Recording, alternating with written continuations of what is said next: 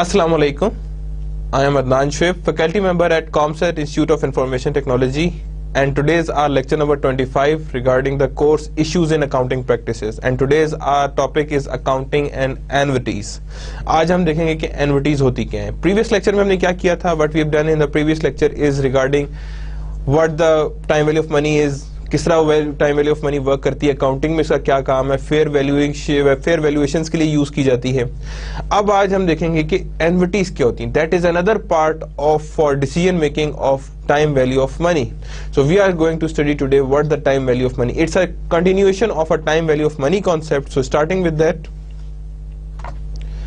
learning objectives: solve future value of ordinary and annuity due problems, solve present value of ordinary and annuity due problems.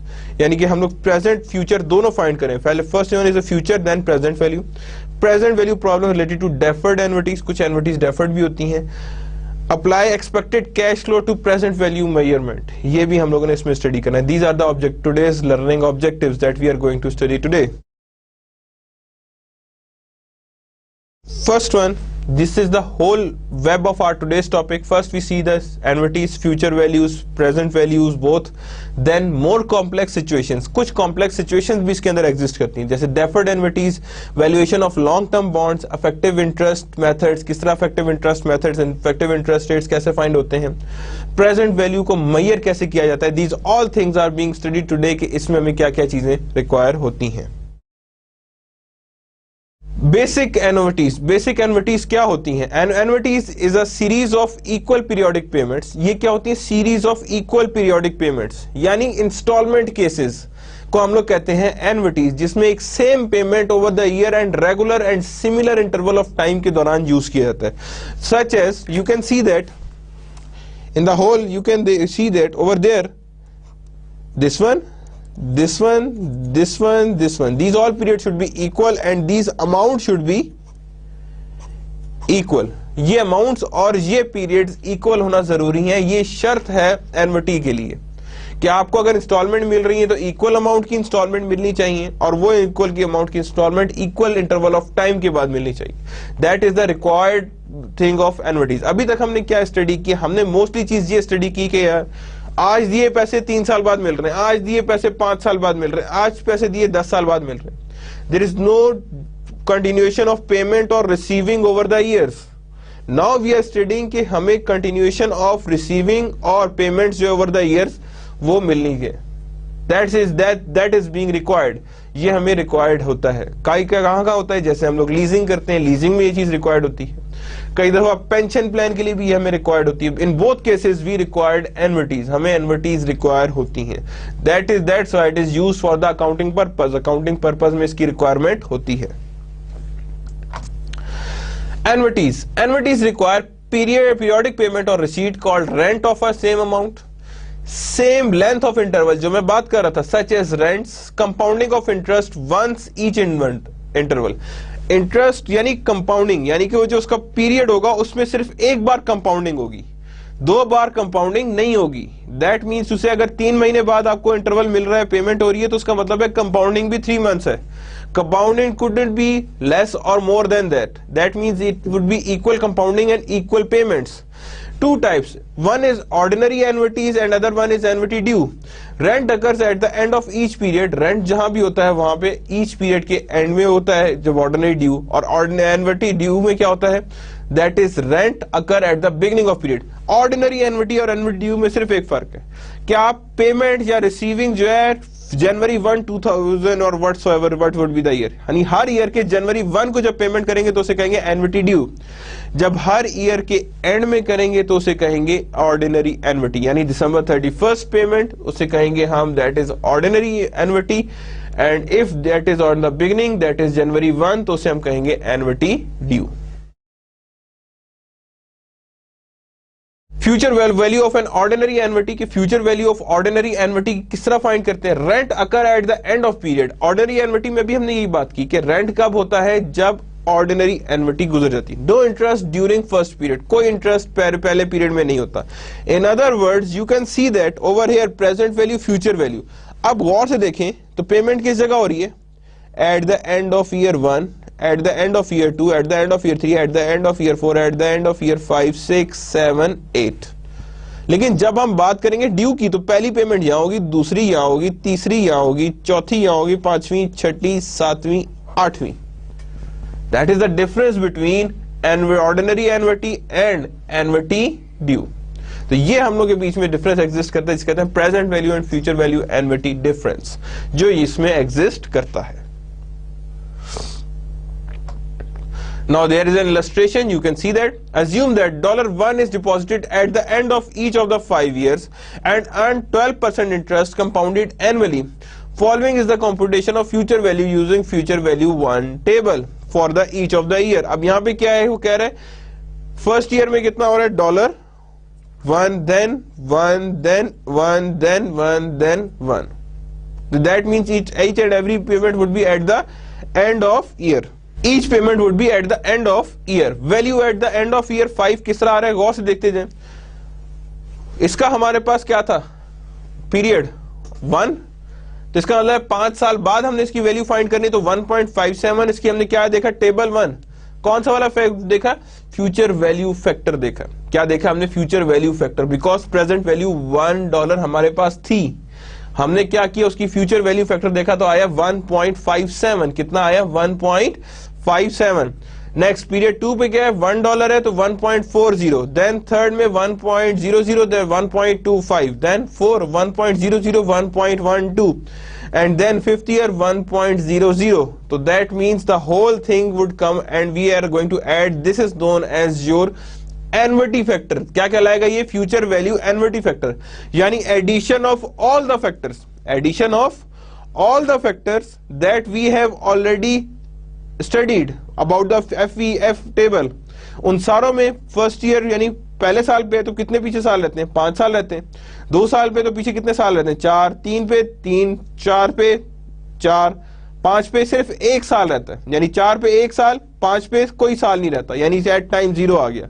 So that means for every second we have added the present value, future value and future value factor, and by adding them we have total amount of 6.35285, यानी सारे के सारे addition of future value factor is known as annuity factor.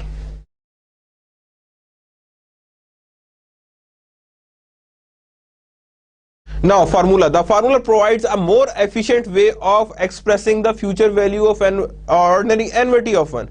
ये formula ज्यादा अच्छा बताता है। Now where RFVFOA, ordinary annuity, O stands for ordinary, A for annuity, FVFOA is equal to 1 plus I की power n minus 1 whole divided by I, that is known as annuity factor, that is known as annuity factor। इसी को जब हम table बनाएंगे, इसी जिस तरह हमने 1 प्लस आई का बनाते रहे थे, उस की पावर n का बनाते रहे थे, तो हम इसका भी टेबल बनाएंगे, और जब उसका टेबल बनाएंगे तो उस फैक्टर को क्या कहेंगे, FVFOA, और FVFOA को हम कहते हैं दैट इज एन्युटी फैक्टर। इसके साथ एक मल्टीप्लाई होता है जिसे कहते हैं R, that is known as periodic instalment या पीरियोडिकल पेमेंट। क्या कहते हैं उसे, पीरियोडिक इंस्टॉलमेंट या periodical payment। R periodic rent, FVFOA future value factor of ordinary annuity, I rate of interest per period। क्या कहते हैं इसे हम, rate of interest per period and number of compounding period। तो याद रखिएगा that is being used future। तो अगर मैं पूरा फार्मूला लिखूं तो that would be equal to FVFOA equals to R 1 plus I की power n minus 1 whole divided by I। This is the whole formula of finding the annuity, future value of annuity। किसका formula ये, for finding the future value of annuity। What is the future value of 5,000 deposits, यानी 5 installment of 5,000 deposit made at the end of the next 5 years। कितने year पे, at the end of next 5 year, earning interest of 5%। यानी ये हमारे पास ये diagram वो clear करेगी। इस डायग्राम को कहा जाता है टाइम लाइन। गौर से देखें तो यहाँ पे आप जाए तो 5 पर इधर में भी आ रहा है 5,000 5,000 5,000 5,000 eight the end of year पे। तो यहाँ पे गौर से देखें तो यहाँ पे क्या आ रहा है, RFVFOA 5,000, और यहाँ पे अगेन उसने फैक्टर फाइंड किया और यहाँ पे फार्मूला इंपुट किया, that would be our answer. ये हमारे पास आंसर आ गया, that is of 31 $12,764.25 is the dollar amount of future value of ordinary annuity. किसकी अमाउंट है ये? Future value of ordinary annuity.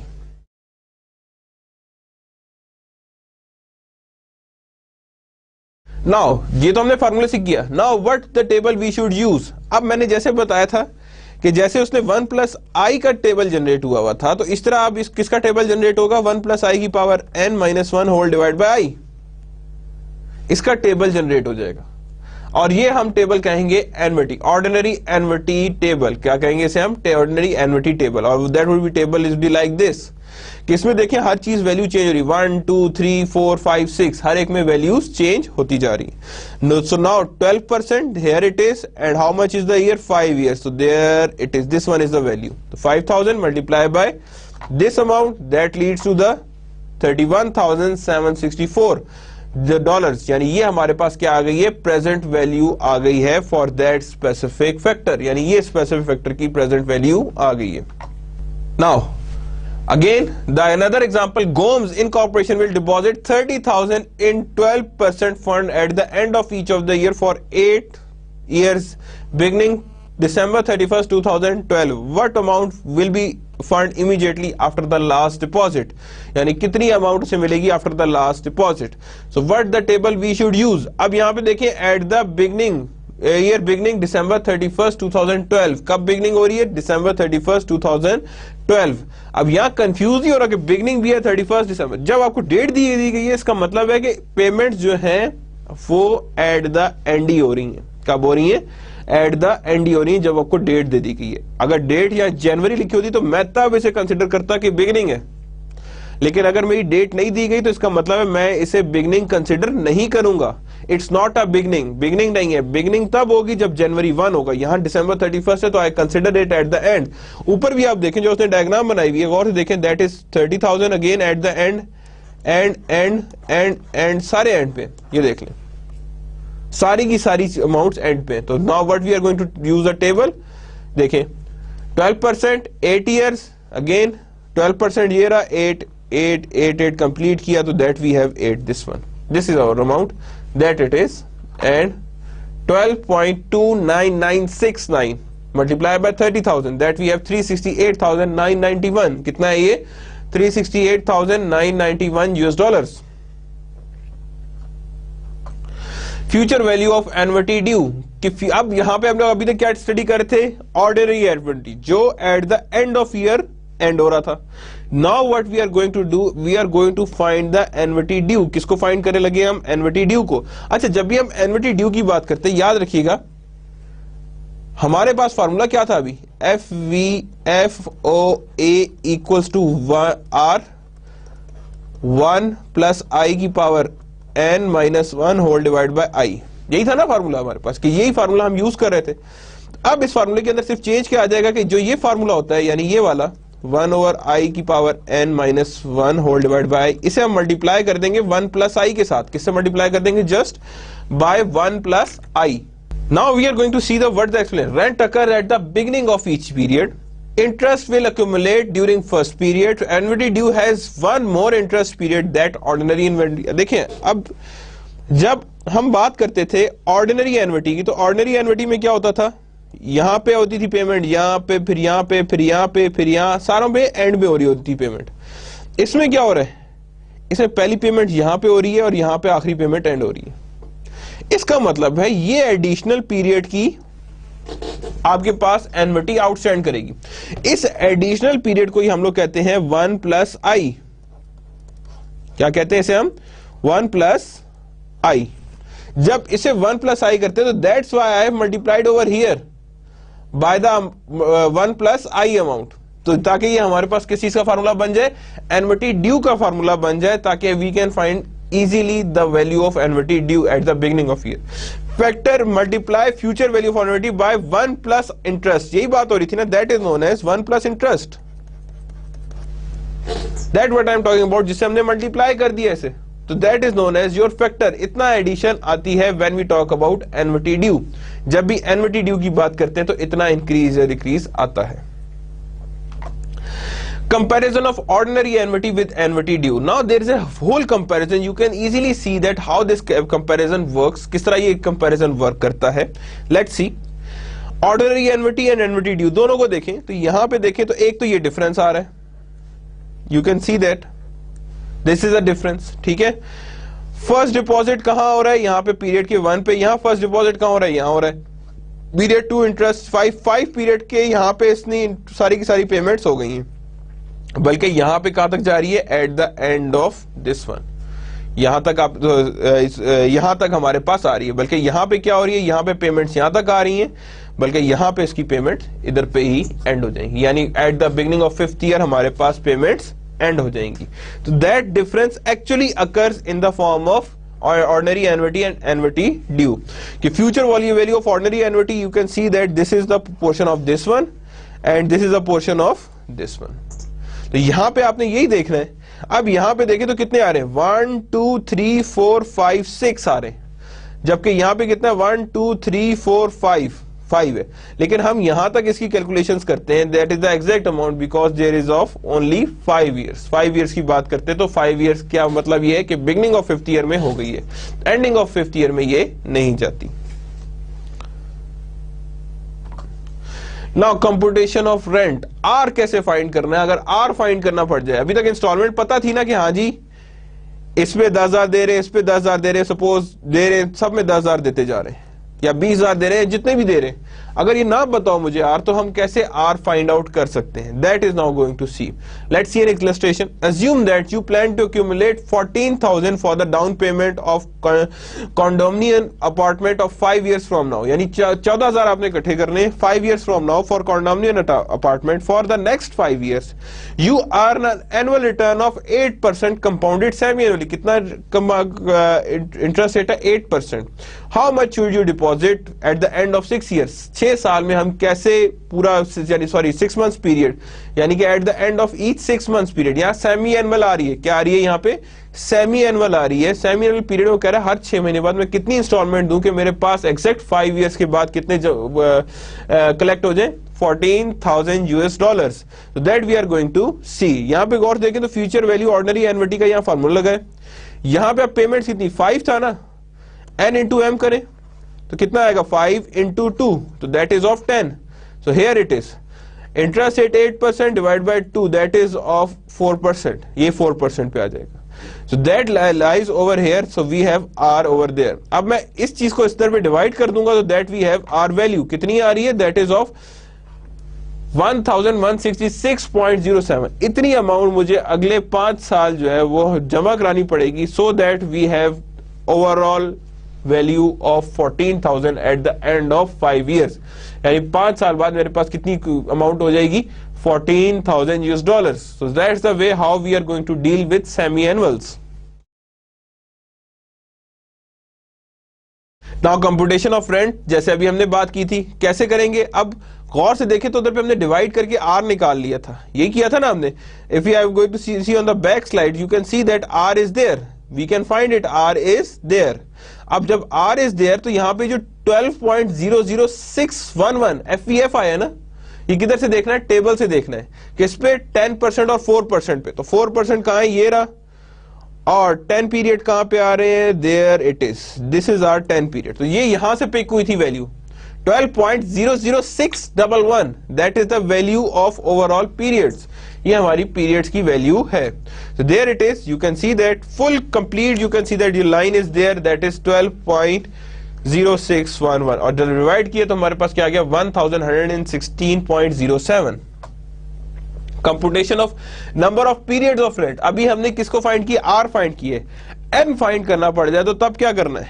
तो एन फाइंड करने के लिए क्या करेंगे? Let's see an illustration. हम इलस्ट्रेशन देखते हैं. Suppose that a company's goal is to accumulate $117,332 by making periodic deposit of 20,000. R is given.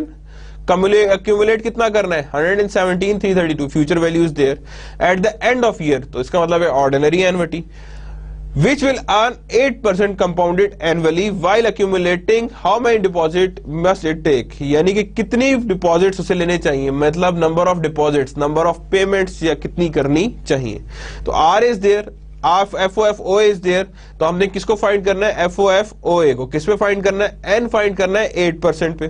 तो मैं क्या करूंगा, सबसे पहले 117,332 डिवाइड बाय 20,000, ताकि मेरे पास वो फैक्टर आ जाए जो मैं टेबल पे ढूंढ सकूं, ताकि मेरे पास वो फैक्टर आ जाए जो मैं टेबल पे ढूंढ सकूं। और उसे ढूंढने के लिए मैंने क्या किया, आंसर आ रहा है मेरे पास 5.8660।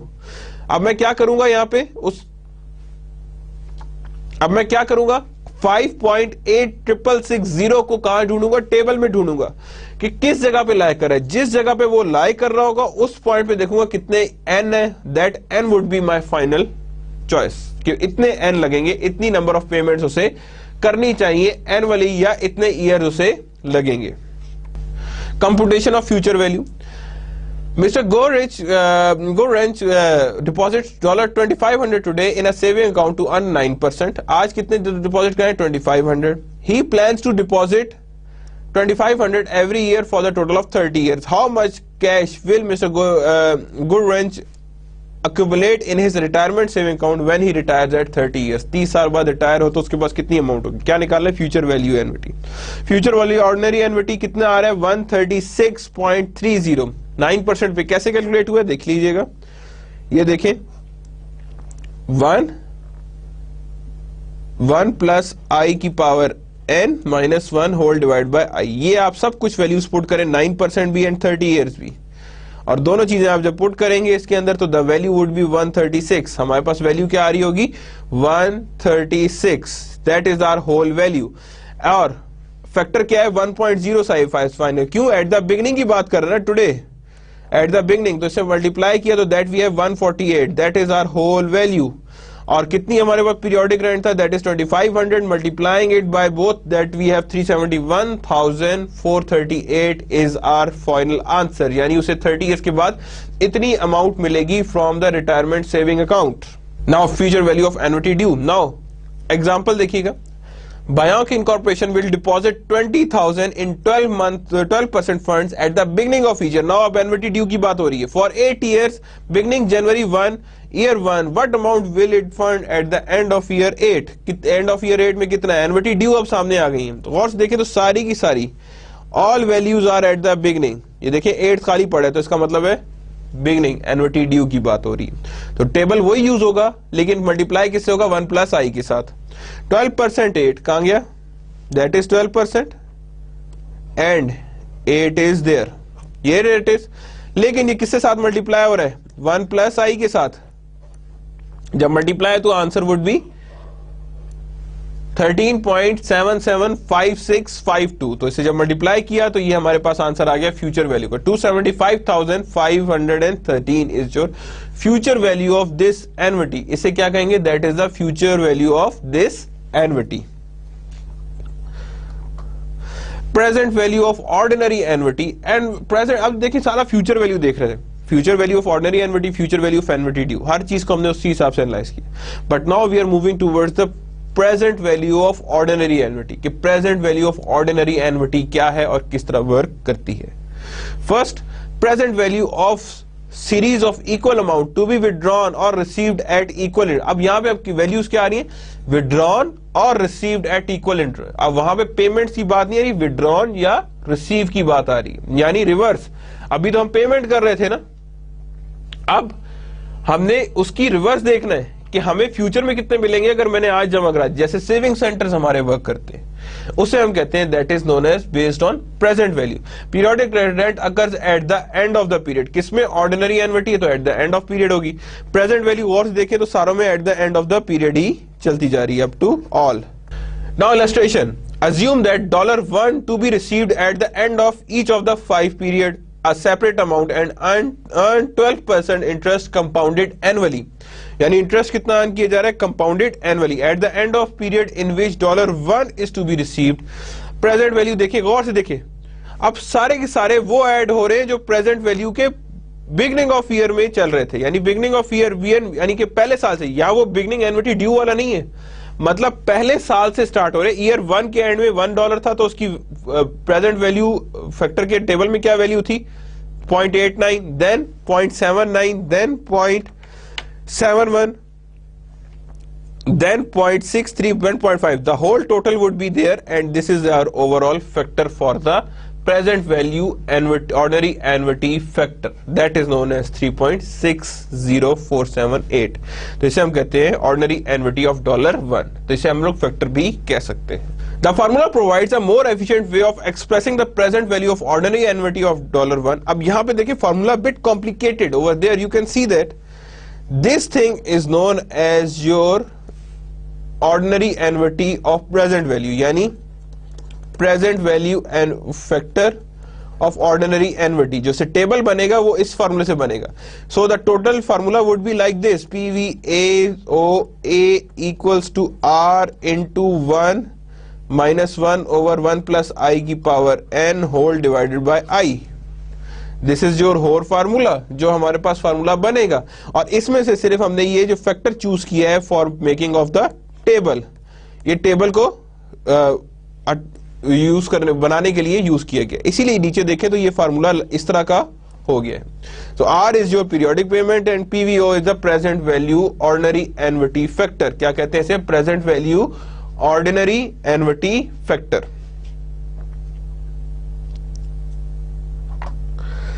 Now there is an illustration. You can see there here is the illustration. What is the present value of rental receipt of 6,000 each to be received at the end of the next 5 years when discounted at 12%? यानी कि वो कह रहा है to be received है, यानी $6,000 और कितनी अमाउंट, अगर वो कहता है कि मैं चाह रहा हूं कि रेंटल रिसीट जो है कितनी आए, $6,000 आए eight the end of each of the next 5 years, तो मैं कितनी डिपॉजिट कराऊं, अभी कितने डिपॉजिट कराऊं ताकि मेरे 5 साल में मेरे पास इतना कैश फ्लो आता रहे.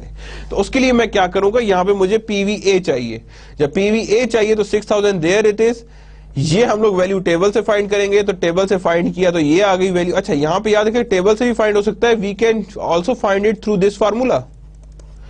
Here it is, if you are going to use this formula तो that is the same thing, ये वैल्यू भी सही देगा. और यहाँ पे वैल्यू कितनी आ रही है कि अभी हमने कितने जमा कराने, that is of $21,628. So how we are going to find it from the table? Let's see. From the table, what we are going to see, remember that we have the two things over there.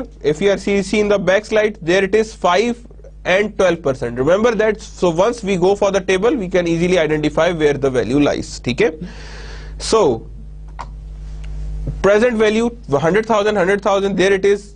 You can see over there in the down illustration is Jimmy Yuan wins 2 million in a state lottery. She will be paid 100,000 at the end of each of the next 20 years. अगले 20 साल तक 100,000 दिए जाएंगे. How much will he actually won? कितने उसने जीते हैं actual में, यानी उस डॉलर की फिर प्रेजेंट वैल्यू कितनी पड़ेगी. Assume the appropriate interest rate of 8%.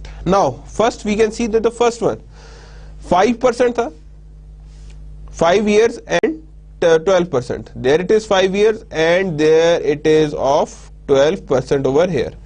For that question जो अभी हम लोग अभी कर रहे हैं उसके लिए कौन सा निकलेगा, that is 5% और 20 years. तो 5% किधर है जी, that is I of 5%. तो किधर पे लाई कर रहा है, here it is where, so we can see that there it is. You can see that that is of 9.8185. That is 0.918185. ठीक है ना. So that is also being 8. और यहां पे हमारे पास आ गया that is of overall this one, that is our overall value, and multiplying it by 9.81815, so that means we have the total value of 981,815. ये हमारे पास टोटल वैल्यू लाई कर रही है. ठीक है. So that means we have identified both one. ये हमने जो पहले वाला किया था ये प्रीवियस क्वेश्चन था जिसका हम लोगों के पास वैल्यू आ रही थी, उसको भी मैंने आइडेंटिफाई करके दिखा दिया.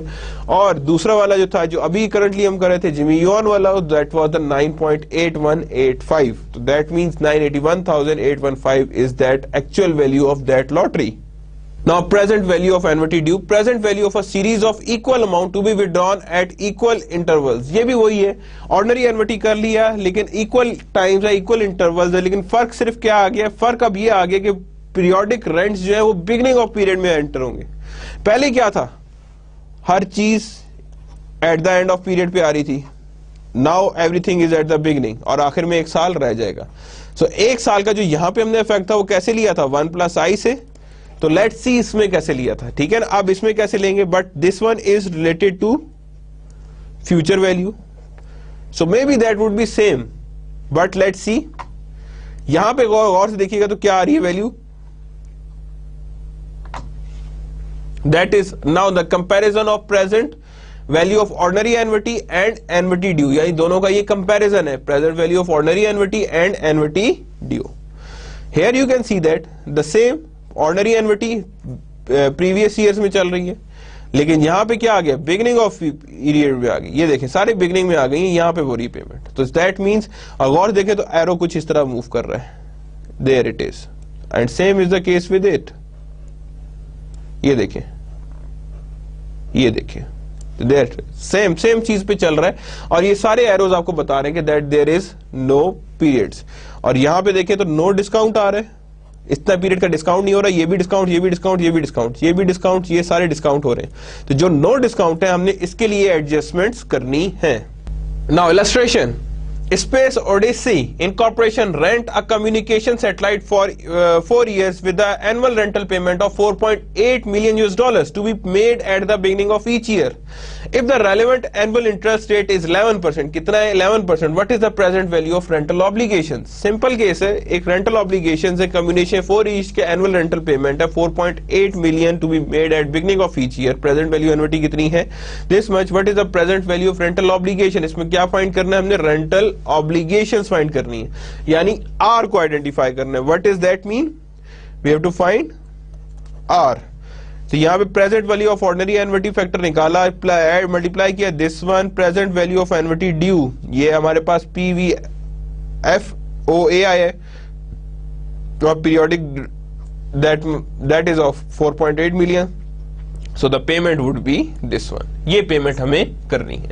so that payment is being used for your overall systems, or you can say that this is the annual rental payments you need to charge। ये आपको रेंटल पेमेंट लाजमी चार्ज करनी है for that specific thing, कि यहां पे आपने rental payment, यानी अगर आपके पास एनुअल रेंटल पेमेंट जो है 4.8 मिलियन है, तो इसका मतलब है कि that is your overall rental payments जो हमने करनी। और हमारे पास जो आखिर में फ्यूचर वैल्यू कैसे, देखें इस क्वेश्चन को दोबारा समझिएगा, ये हमारे पास आ रही है एनुअल रेंटल पेमेंट्स, क्या आ रही है ये हमारे पास annual rental payments, that is being R, that is interest, that is 4 years n. तो अब मैं क्या करूंगा, इधर में फार्मूला वही लगाऊंगा, 4.8 आर 1 माइनस 1 ओवर 1.11 की power how many years, 4 years, divided by 0.11, जो वैल्यू आएगी मेरे पास that is 16,529,856, that is our present value of ordinary annuity due factor. क्या आएगा, present value of annuity due factor, and don't forget that would be multiplied by 1 + 0.11, that would also being multiplied, ये भी multiply होगा for getting the ordinary annuity due factor, क्योंकि annuity due है तो 1 + I से multiply must है, उसे must multiply करना है। Now present value of annuity due, let's see another illustration. Jimmy you on 1 2, अब ये किसका था, वो जो पुराना था, in the previous example you can see that this is the whole thing। अब now from the table, कौन सा टेबल यूज करेंगे इसके लिए, हम लोग टेबल यूज करेंगे present value factor ordinary annuity into 1 + I, that factor we use. Jimmie Yuen जो पिछली एग्जांपल थी that is 2 million in a state lottery, she will be paid $100 at the beginning of each year for the next 20 years, how much she will actually won, assume 8%, so that here we have found that is 100,000, then we have found that this is the overall value and that is of present value, और यहाँ पे कितना था, that is of 8%, that is of 8%। तो हमारे पास आया value कितनी आई है, 10.60368, that is 1060,360, that is for the annuity due। Now देखें हल्का सा डिफरेंस आ रहा है आंसर में, for annuity due and ordinary annuity. Ordinary annuity में वैल्यू नीचे आई थी, एन्युटी ड्यू में वैल्यू ज्यादा आई है, तो that is the conclusion for the annuity due, कि एन्युटी ड्यू की वैल्यू ज्यादा आ रही है इन द इंस्टॉलमेंट फॉर्म, यानी इंस्टॉलमेंट फॉर्म में इसकी वैल्यू काफी आगे है या ज्यादा है। Computation of interest rate. Now present value of annuity due, how we can compute the interest rate. Now there is a certain illustrations कि हम इस फार्मूले से इंटरेस्ट रेट को हम कैसे कैलकुलेट कर सकते हैं. कंप्यूटेशन ऑफ इंटरेस्ट रेट की जब बात करते हैं, assume you receive a statement from a master card with a balance due of 528.77. You may pay it off in 12 equal payments of $50 each, with the first payment due 1 month from now, यानी at the end of year. What is the rate of interest would you be paying? Present value annuity due का factor यहाँ लगा दिया हमने. 50 था और हमारे पास value क्या आई है PVA OA का, that is 10.575. Referring to table 6.4 and reading across 12 periods now, यानी कितने पीरियड्स हैं? 12 पीरियड्स हैं. You find that 10.574 in 2% column, यानी 12 महीने का है ना, तो 12 में आएगा ना, तो n क्या आ गया? 12 आ गया. तो एट 12 में देखेंगे कि 10.57534 किस जगह एग्जिस्ट कर रहा है, तो जहां पे देखेंगे तो वहां पे आएगा. और alternatively you can see that the nominal interest rate is 24%. 12% into 2, यानी हमारे पास 12 पेमेंट थी ना और 2% आया था, तो ईयरली कितना हो जाएगा? मल्टीप्लाइड बाय 12, तो कितना आ गया? 24%. और इफेक्टिव निकालने के लिए क्या करेंगे? वही जो फॉर्मूला मैंने आपको पहले प्रीवियस लेक्चर बताया था, इफेक्टिव यील्ड 1 + I/m की पावर m - 1. वही फॉर्मूला देखें यहां पे यूज किया और फाइंड क्या किया? 26.82 is the effective yield. Now the solving for the unknown values in present value situation. कुछ वैल्यूज इसमें भी अननोन होती हैं जो सॉर्ट आउट की जाती है, जो फाइंड की जाती हैं. अभी वहां पे तो हमने फाइंड कर लिया, बड़ा मजे से टेबल से फाइंड कर लिया, but remember that I couldn't B find out through formula, क्योंकि फार्मूले में क्या होता है?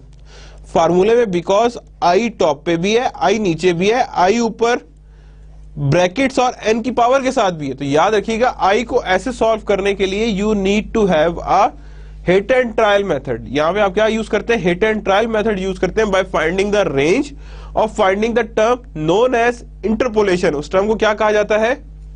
इंटरपोलेशन, क्योंकि हम उसमें इंटरपोलेशन को यूज करते हैं for finding the I. So it is better to find interest rate using the table, कि अगर आपको इंटरेस्ट रेट फाइंड करना पड़ता है तो you should use a table. In present value problem involving annuity there are 4: present value of ordinary annuity, present value of due, annual amount, interest rate and the number of period. Interest rate table से find हो सकता है, but it wouldn't be possible to identify it through formula, because I say divide भी हो रहा है, आई से multiply भी हो रहा है, आई विद इन द पावर भी है. सो that means all three things are आई. तो आप आई को एक साइड पे आइसोलेट करके आराम से फार्मूले के थ्रू नहीं निकाल सकते. However you can find the N through the formula. आप एन फाइंड कर सकते हैं through the formula. If you know any 3 of 3, fourth can be determined. अगर आपको इनमें से तीनों का पता है तो आप फोर्थ इसमें से इजीली बना सकते हैं.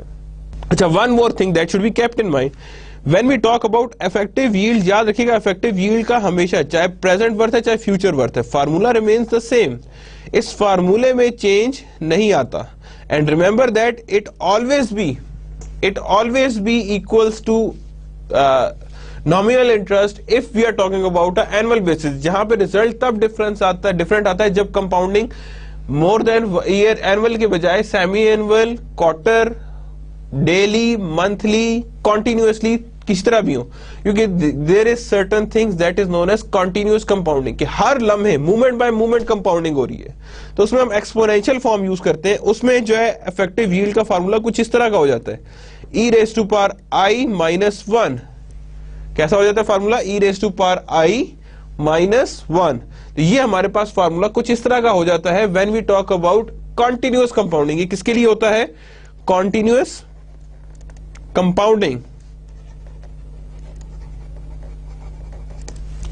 ये हमेशा कंटिन्यूअस कंपाउंडिंग के लिए फार्मूला होता है.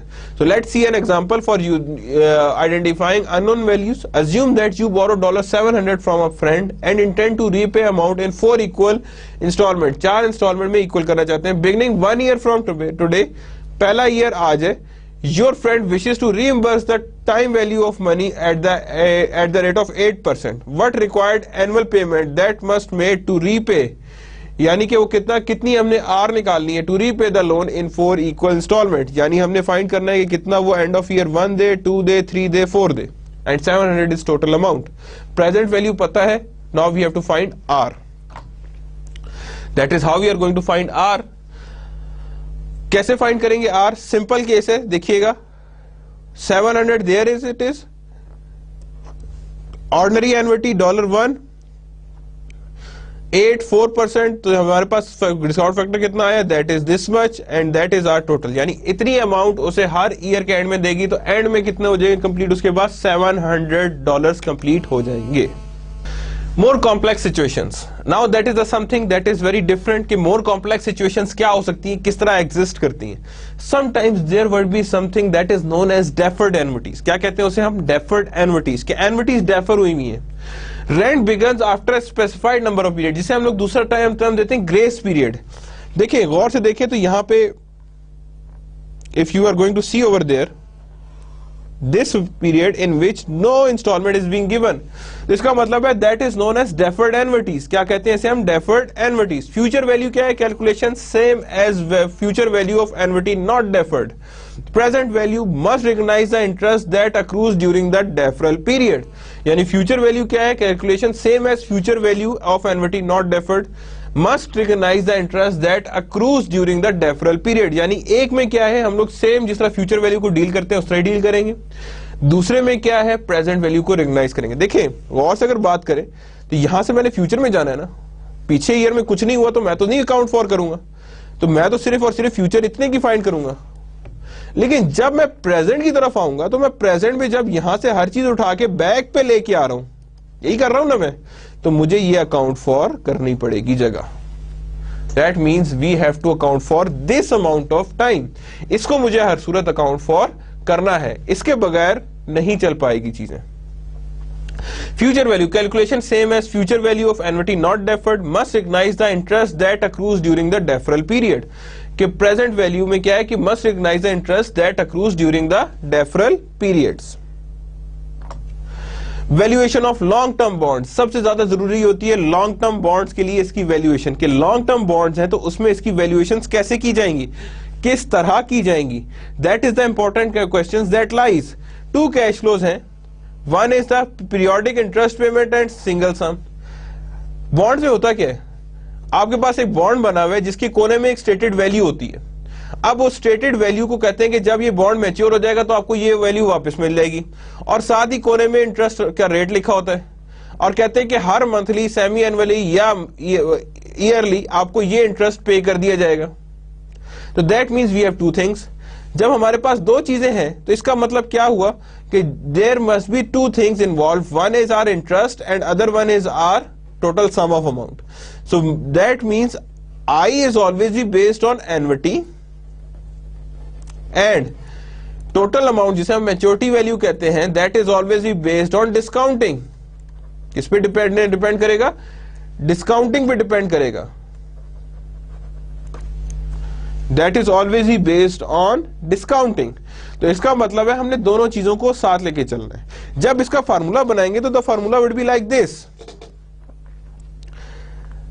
Value of bond equals to i stands for interest amount 1 minus 1 over 1 plus आई की पावर एन. क्योंकि वैल्यू आज के दिन करनी है तो we use present value plus maturity value, क्योंकि मैच्योरिटी वैल्यू फ्यूचर में मिलनी है, प्रेजेंट उसकी फाइंड करनी क्योंकि हर साल नहीं मिलनी, वन टाइम मिलनी है. तो दैट वुड बी 1 प्लस आई की power N.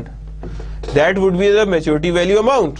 So that is the how we found the long term bond. अब गौर से देखें, इसके अंदर हमने एन्युटी का फैक्टर भी लगा दिया, इसके अंदर हमने मैच्योरिटी वैल्यू का भी फैक्टर लगा दिया. हमने इन दोनों का फैक्टर लगा दिया and then we have a V जिसे हम कहते हैं that is the value of your long term bond. जिसे क्या कहते हैं हम? Value of long term bonds. So that's how it goes. You can see that 2 million goes beyond zero, and that means 140,000 is your interest payment, so that also goes zero. तो यहाँ पे देखिए दोनों पार्ट्स को हम separately zero की तरफ लेके आए हैं. Now present value long term bond. देखें अब यहाँ पे एग्जांपल देखिए, Chelsea Incorporation 2 million 7% bond due in 10 years with the interest payable at year end. The current market rate of interest for bond is similar of a similar risk is 8%. What amount will Clancy receive when it issues the bond? यानी क्या amount Clancy receive करेगा जब वो issue करे bonds को. तो that we have to find the present value. So that when we are going to find the present value, that means we have to find the interest rate of this one. गौर से देखें, this one now that is the annuity 8%. कहाँ गया, ये रहा 8%, that is of 10 years, that is the amount. और यहाँ 140 को multiply किया तो हमारे पास वैल्यू कितनी आ रही, 939. ये हमारे पास आ गई इंटरेस्ट अमाउंट की वैल्यू. किसकी आ गई हमारे पास वैल्यू, इंटरेस्ट अमाउंट की, that is 935,411. That is of 6.71 and there it is. अब हमने किसकी फाइंड की, प्रिंसिपल जो मैच्योरिटी वैल्यू है. अब टेबल कौन सा यूज होगा, प्रेजेंट वैल्यू इंटरेस्ट फैक्टर, यानी प्रेजेंट वैल्यू फैक्टर का टेबल यहाँ पे हम आइडेंटिफाई करेंगे. और प्रेजेंट वैल्यू फैक्टर का टेबल कौन सा आएगा, 8% and then on the 10 that is this one. ये हमारी टोटल फेस वैल्यू थी, इसे मल्टीप्लाई किया तो that is the total thing, present value. तो जब हम दोनों को एड अप करते हैं तो that leads to our overall value of 1865791 कि कैश एट द एंड हमें कब मिलेगा, यानी कि हम लोगों ने जब उसकी ईयर एंड होना है तो हमने क्या एंट्री पास करनी, that is 1865791 and 1865791 bonds payable, यानी इतने हमें बॉन्ड्स अभी पे करने, यानी इतनी अमाउंट से आपने एंट्री पास करनी when you issue the bonds. अब देखिए इश्यूएंस ऑफ बॉन्ड की वैल्यू कैसे फाइंड हुई है, टाइम वैल्यू ऑफ मनी के थ्रू. किसके थ्रू फाइंड हुई है, टाइम वैल्यू ऑफ मनी, कि जितनी टाइम वैल्यू ऑफ मनी है उसी वही आपको गाइड करेगी कितनी अमाउंट की आपको ट्रांजैक्शन करनी है, क्योंकि टाइम वैल्यू ऑफ मनी है और टाइम वैल्यू ऑफ मनी आपको गाइड करेगी किधर लेके जाना है. देखें यहां पे जो वैल्यू निकली है बॉन्ड की, that is based on time value of money. ये कहां से निकला था, ये दैट इज टीवीएम से निकला था. तो जब टीवीएम से निकला था तो that means we are going to add them, interest plus receivable both are being added together to get the desired value, that is 1865791. Now valuation of long term bonds. अब देखिए लॉन्ग टर्म बॉन्ड्स की valuation कैसे हुई, गौर से देखिएगा. यहां पे इसकी पूरी शेड्यूल है. स्टार्ट कहां से हुआ है, 1865 से हुआ है. हमने क्या किया, बॉन्ड पेबल बना दिए. अब पहली पेमेंट की, इंटरेस्ट एक्सपेंस आया, इंटरेस्ट डिस्काउंटिंग हुई है तो यहां पे आई है, क्योंकि हम ये सारी चीजें लॉन्ग देख चुके हैं बॉन्ड्स के केस में. अगेन 140,000 150,000 यहां पे हमारे पास इंटरेस्ट एक्सपेंस आया. तो दैट अब ये इंटरेस्ट एक्सपेंस किस पे हो रहा है, इस पे हो रहा है. 8% इस पे लग रहा है, 8% इस पे लग रहा है तो ये यहां शो हो रहा है. फिर 8% इस पे लग रहा है तो वो यहां शो हो रहा है. तो यहां पे ये बढ़ती जा रही है वैल्यू अमोर्टाइजेशन की. तो सेम इज द केस. तो जब हम एंड में पहुंचेंगे तो हमारे पास वैल्यू कितनी बच जाएगी, एग्जैक्टली 2 मिलियन. कितनी बच जाएगी, 2 million. And all the values are being rounded off. Now valuation of long term leases, इसके अंदर बहुत ज्यादा यूज होता है जब हम बात करते हैं टाइम वैल्यू ऑफ मनी की. लीजेस होती क्या है, किसी चीज को रेंट पे दे देना. तो रेंटल पेमेंट हम कैसे कैलकुलेट करेंगे, that is being used by the time value of money. हम उसमें भी क्या चीज को यूज करेंगे, टाइम वैल्यू ऑफ मनी. जो time value of money exist करती है. Certain long term leases requires the recording of an asset and corresponding liability at present value of future leases. यानी कुछ लॉन्ग टर्म लीजेस होती हैं that requires, that is there requires long term recording of an asset, यानी recording of asset long term पे करते हैं. और future value of lease payments के ऊपर आइडेंटिफाई करते हैं कि future value of lease payments क्या होती हैं. तो future value of lease payments को सामने रखते हैं. तो that what the लीजेस require, because लीजेस में आपको रेंटल पेमेंट्स को आइडेंटिफाई करना बहुत जरूरी होता है, जिससे हमें पता लगता है कि that is our lease amount और that would be used for the uses, that would be given for the uses of specific asset. Now here is the long term leases example, so you have a clear idea how we are going to find the leases. On January 1, 2011, Todd Furniture Company signed a 20 years non-cancellable lease for a new retail showroom. The lease agreement calls for annual payment of $25,000 for 20 years. Beginning on the January 1, 2011, the appropriate rate of interest for this long-term lease is 8%. Calculate the value of asset acquired and the liability assumed by Todd. कि कितना उसने कितनी amount का कितनी value का asset वो require कर रहा है. तो गौर से देखें तो यहाँ पे एन्युटी की अमाउंट कितनी आ रही है, दैट इज ऑफ 20,000. हम लोग क्या करेंगे, एन्युटी ड्यू है ना, तो यहाँ पे जनवरी 1 की बात हुई तो एन्युटी ड्यू हो गई. तो यहाँ पे हम लोग क्या करेंगे, एन्युटी ड्यू के हिसाब से इसकी प्रेजेंट वैल्यू निकालने की कोशिश करेंगे. तो दैट इज बिकम्स 25,000 1 - 1 ओवर 1.08 की power 20 whole divide by 0.08. That is being used to find the value, and the value would be this much, 265,090. That is the value that is found for the annuity due, present value of the annuity due. तो that is known as your overall annuity, that means valuation of long term leases, कि long term लीजेस में इसकी valuations आ गई। Now valuation of pension obligation, that is there, pension obligations हमेशा, as we all know, that is for the old age one. So some pension plans create obligations during employee service period that must be paid during their retirement period. The amount contributed during the employment period are determined using present value computation of estimated of future amount or to be paid during the period. इसके लिए बड़ा आसान है use time value of money होता है, लेकिन आसान है इसके लिए। क्यों है? पेंशन जो होती है that is forever, there is no life. जब हम फॉर एवर की बात करते हैं तो इसका मतलब परपेचुटी। तो याद रखिएगा, जब भी हम परपेचुटी की बात करते हैं तो उसका यहां पे फार्मूला कुछ इस तरह का हो जाता है, P equals to A over I, या सॉरी R ओवर आई। क्या बन जाता है? P is equal to R over I. R क्या है आपके पास? Instalment amount. आई क्या है? Interest rate. आपको पता होगा कितना इंटरेस्ट रेट चल रहा है तो R निकालना है। अब आपको पता है अगर कि मैं फ्यूचर वैल्यू, प्रेजेंट वैल्यू मेरे पास कितनी आनी चाहिए, यानी कितनी अमाउंट होनी चाहिए, तो वो फाइंड करने के लिए you need to find the R। R आपको फाइंड करना है, तो तभी आप उसके बाद कहेंगे कि what deposit should I made, ये कितना डिपॉजिट मेरे पास आना चाहिए। Now you can easily find P कि प्रेजेंट वैल्यू में कितनी जमा करूं और उसमें से कितनी R मिलेगी। अगर मैं कहता हूं कि ये मेरी पेंशन अमाउंट है, R is my pension amount, जो मुझे फ्यूचर में मेरे जमा करने के बाद मिलेगी, तो मुझे कितने पैसे जमा करने चाहिए, मुझे कितने पैसे जमा करने चाहिए। तो that means I have to identify P। तो अगर मेरे पास सपोज आंसर निकलता है P का, that is 2 million, so that means 2 million divide by number of remaining service life, number of remaining service life से डिवाइड कर दूंगा, तो ये पेमेंट मुझे हर मंथ पे करनी है फॉर आइडेंटिफाइंग माय R। जितनी मुझे R रिक्वायर्ड है, जितनी मुझे आफ्टर रिटायरमेंट पेंशन रिक्वायर्ड है, यानी पेंशन इज ऑफ R, तो मेरे पास आ जाएगी P की अमाउंट और मैं उसे P की अमाउंट को साथ साथ देता जाऊंगा to get my desired R। So that's how we manage the pension and obligations. Pension और ऑब्लिगेशंस को हमेशा ऐसे ही मैनेज किया जाता है। कैसे? देखिए वहां पे लिखा भी, some pension plan creates obligation during employ service period that must be paid during their retirement period.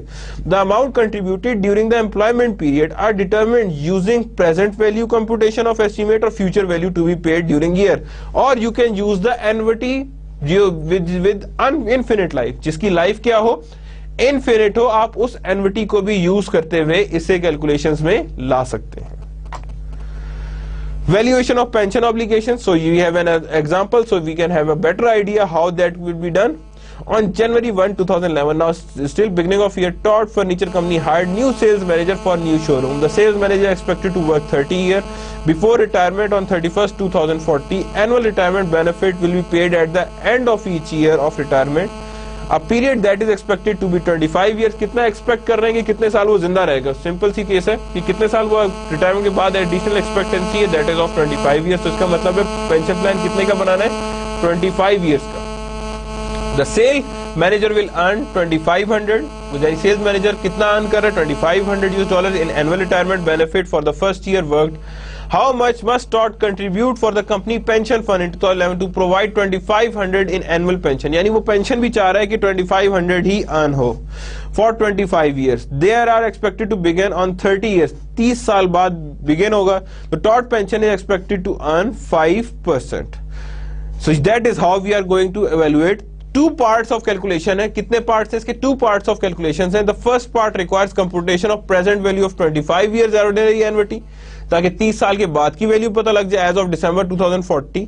Now we calculate the present value of December 31st amount. This second value of amount of Todd Furniture will contribute 2011 to fund retirement benefit earned by the sales manager in 2011.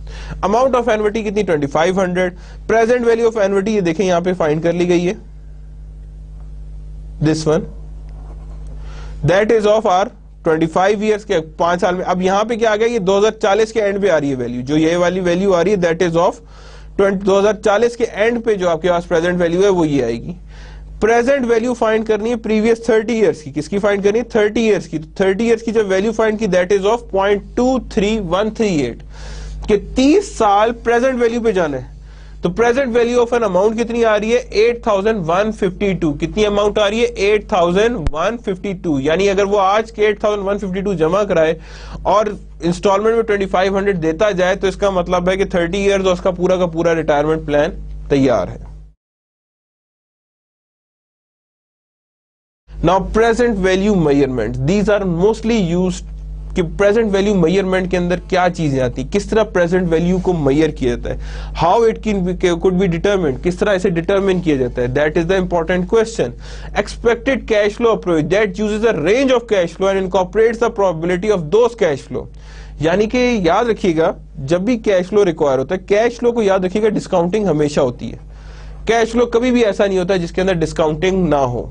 Cash flow always requires discounting. Choosing an appropriate interest rate. 3 components of interest rate होते हैं. First is pure expected inflation. ये मैंने previous lecture में भी discuss किए थे कि 2 चीजें, प्योर रेट जो आपको प्रॉफिट चाहिए, expected inflation rate that is being added, and credit risk rate that is always there. तो सब जब हम इंटरेस्ट कैलकुलेट करेंगे तो that means interest amount, interest rate equals to inflation rate, suppose 15% is there, credit is suppose 2%, pure rate suppose 4%, so you have total interest rate of 16, 17, 21% is your interest rate. अगर मैं जाऊंगा risk free तो risk को इसमें से मैं क्या करूंगा? माइनस कर दूंगा और पीछे जो बचेगा उसे हम कहेंगे that is known as your risk free, या इसमें से इन्फ्लेशन वाला जो कॉन्सेप्ट है ये इसमें से माइनस कर दूंगा तो that means it's a real interest rate. So this interest rate minus inflation is the real rate, and if minus risk then risk free rate. So there are two things that are being required over there. ये 2 चीजें, risk free rate of return, IASB states company should discount expected cash flows by risk free rate of return. यानी कि अपनी cash flow किसके हिसाब से discount करना है? Risk free rate of return के हिसाब से आपने डिस्काउंट करना है, ताकि वो आपको बता सके कि किधर पे रिस्क फ्री रेट लाई करता है, कितना रिस्क फ्री रेट होना चाहिए। Now there is an example, so you have a more clear idea how that works. Kenneth Bowie is trying to determine the amount to set aside so that she have enough money in hand in 2 years to overhaul the engine of vintage used cars. यानी vintage used car उसके पास है तो उसने उसका overhaul कराना है। While there are some uncertainty about the cost of engine overhaul in 2 years, कुछ uncertainties exist करती हैं on overhaul in 2 years. By conducting some research, Angela has developed the following estimates. Engine overhaul cash outflow कितना होगा? 200 की probability कितनी है? 10%, यानी $200 लगने की प्रोबेबिलिटी चांसेस कितने हैं? 10%। $450 लगने की चांसेस कितने हैं? 30%। $600 लगने की चांसेस कितने हैं? 50%। और $750 लगने के चांसेस कितने हैं? 10%। Now these are the probabilities. How much should the carriers deposit today in account earning 6% compounded annually so that it will have enough money in hand in 2 years to pay overall? कि कितनी उसके पास money हो 2 years में to overall, यानी कितनी amount उसे आज deposit करनी चाहिए ताकि फ्यूचर में उसके पास कितनी आ जाए, अमाउंट आ जाए for overall. So how we can going to do it? You can see that these all cash outflows are multiplied by probability, so we have a clear thing of expected cash flow. Expected cash flow को हमने add करना है तो we have a value of 530 की हमारे पास value है। उसके बाद हमने इसका मतलब है इतनी वैल्यू लगनी है हमारी, इसकी हमने क्या करना है कि फ्यूचर से प्रेजेंट पे लेके आना है, क्योंकि फ्यूचर में लगनी है ना इसने। जब फ्यूचर में प्रेजेंट पे लेके आएंगे तो हमारे पास पीवी फैक्टर कितना आ रहा है? 0.89। कितना आ रहा है हमारे पास PV factor? That is of 0.89। अब पीवी फैक्टर हमारे पास 0.89 आ रहा है तो that means present value is 471। This amount should be used for overhauling, यानी इतनी प्रेजेंट वैल्यू वो जमा करा दे तो फ्यूचर में 2 इयर्स के बाद उसके पास इतनी अमाउंट होगी कि they can easily overall the engine of vintage, कि वो आराम से ओवरऑल करा सकती है विंटेज की जितनी भी ओवरऑलिंग ऑफ इंजन रिक्वायर्ड है। So that's how we do present value of measurement. Now what is this thing? Probability कहां से आ गई? तो क्या मतलब? याद रखिएगा, probability always works when you have not clear ideas of estimate. Estimate आपके पास क्लियर ना हो, एस्टीमेट्स डिफरेंट हो, एस्टीमेट्स चेंज हो रहे हो, estimates are not clear with you. जब भी आपके पास एस्टीमेट्स क्लियर नहीं होंगे तो याद रखिएगा उस केस में हमेशा प्रोबेबिलिटी असेसमेंट आती है कि आपके पास 4-5 ऑप्शन है, आप कहते हैं अच्छा ये भी शायद हो सकता है, आप कहते हो अच्छा ये भी शायद हो सकता है, अच्छा ये भी शायद हो सकता है। So that means you are not very clear about what is going to be happening. तो उस केस में आप 5-6 ऑप्शंस बना लेते हैं। क्या करते हैं आप? ऑप्शंस बना लेते हैं और हर एक की सक्सेस का टाइम निकाल रहे होते हैं। क्या निकाल रहे होते हैं आप? सक्सेस का टाइम निकाल रहे होते हैं। प्रोबेबिलिटी असेसमेंट का भी सक्सेस टाइम निकाल रहे होते हैं आप, उसी के साथ कैश आउटफ्लो का भी सक्सेस टाइम निकाल रहे होते हैं, और इसी तरह आप हर एक वैल्यू का सक्सेस टाइम निकाल रहे होते हैं या सक्सेस परसेंटेज निकाल रहे होते हैं। जब सक्सेस परसेंटेज निकाल रहे होते हैं तो उसी हिसाब से आप मल्टीप्लाई करके एक्सपेक्टेड कैश फ्लोज निकाल लेते हैं। तो जब उसकी आप एक्सपेक्टेड कैश फ्लोज निकाल लेते हैं तो then we have a total present value factor, कि हमारे पास प्रेजेंट वैल्यू फैक्टर से मल्टीप्लाई किया, then we have a overall thing. यानी इन अदर वर्ड्स अगर मैं इसका फार्मूला बनाऊं तो कुछ इस तरह का था, दैट इज 531/1 आई कितना है हमारे पास, दैट इज ऑफ 0.06 देयर, और पावर कितनी आई है? 2 आई है, तो द वैल्यू वुड बी 471.70। तो ये आपने इस तरह फाइंड कर ली कि how it going to be deposit today, तो that is being value of 471.70, that how we are going to do it. So that's the end of the today's lecture, and today we have covered the annuities, how it works, how it going to affect our overall accounting, what the entries will it record, how it affect on the leases, how it affect the pensions, how it affects your overall accounting systems, किस तरह उसकी entry जिसकी वजह से बहुत ज्यादा authentic होती हैं, किस तरह इसकी एंट्रीज बहुत ज्यादा अकॉर्डिंगली एक्यूरेट होती हैं। So we are going to see each and everything, we have seen each and everything in it. So that's the end of our today's lecture. अल्लाह हाफिज।